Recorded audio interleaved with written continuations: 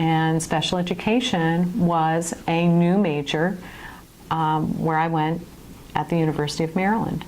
And so I was in special education before the law was written in 1973.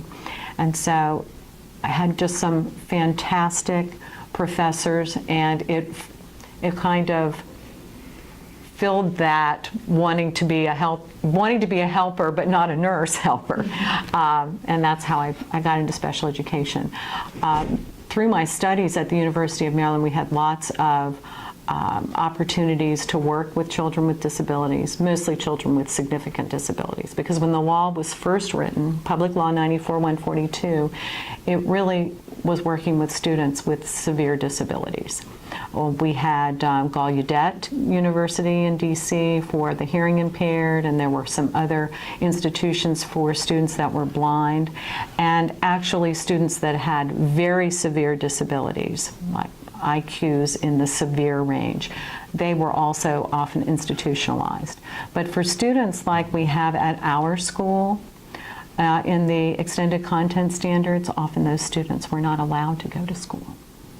And I know you probably think that that's, how can a school say that a student can't come to school? Well, we did that. And we had, the country had desegregated as far as race. At least the law was on the books. I don't know that we actually did do it then when the law came about. But we were still not allowing students with disabilities to come to school, and so that was also a problem that I had. How can you pay your taxes? How can you not allow a student to come to school? So, and I also had a 6th grade teacher, Mr. Pinto, who had a student with severe disabilities, and I used to babysit him, and so that was my connection. Yeah. So since starting out in special... Oh my. Oh my. When I first started in special education, it really was a fledgling law, and there was a lot of pushback from school administration. My classroom I didn't have the classroom in the boiler room, but I had the classroom that was under the steps. I never had a classroom. I did finally get a single wide trailer that I had as my classroom. We had the books that were no longer in use. Just kind of whatever kind of worksheets. We didn't have a budget or anything. So starting with those few little supplies over the years, this is a Public Law 94-142 is a parent-driven law. And so over the years it has been reauthorized. For instance, a big change is the fact that students with ADHD weren't eligible for special education. That was not considered a disability under the category of other health impairment. I don't know if you realize that there are 14 categories in special education that we serve, and students must be eligible for special education. They have to be evaluated and meet specific criteria in order to receive services. But special education, passed in 1975, is different. It provides you with specially designed instruction from a special education teacher. Not only does it give you the accommodations, but also gives you a person to case manage and to personally help you. And so our special education teachers are trained in providing students with specially designed instruction. Those are the students that have IEPs, is that what an individualized education program plan?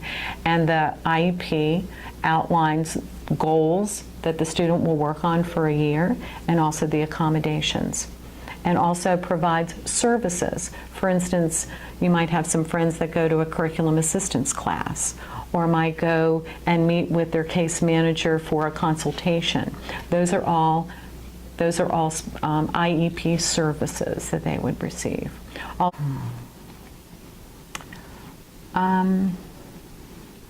I think one thing is that consultation, to me, is really not a special education service.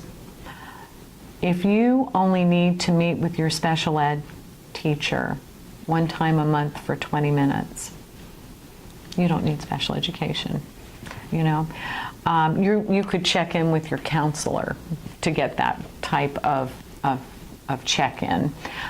So to me, if you are in need of specially designed instruction, then we have to really provide you with that specially designed instruction, whether it be in the push into your classroom through the ICR program, in-class resource, or a curriculum assistance class. I think that perhaps a consultation service could be the end game. You're getting ready to exit, which is our goal. Our goal is to give you the strategies that you need so that you can be a successful independent learner. And so consultation might be the end game. We're just checking in to make sure you continue to be okay, but then we're going to be exiting you from services. Mm-hmm. That's one change that I would make.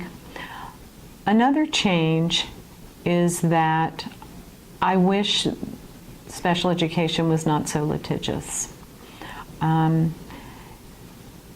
Because we're working with students with disabilities, often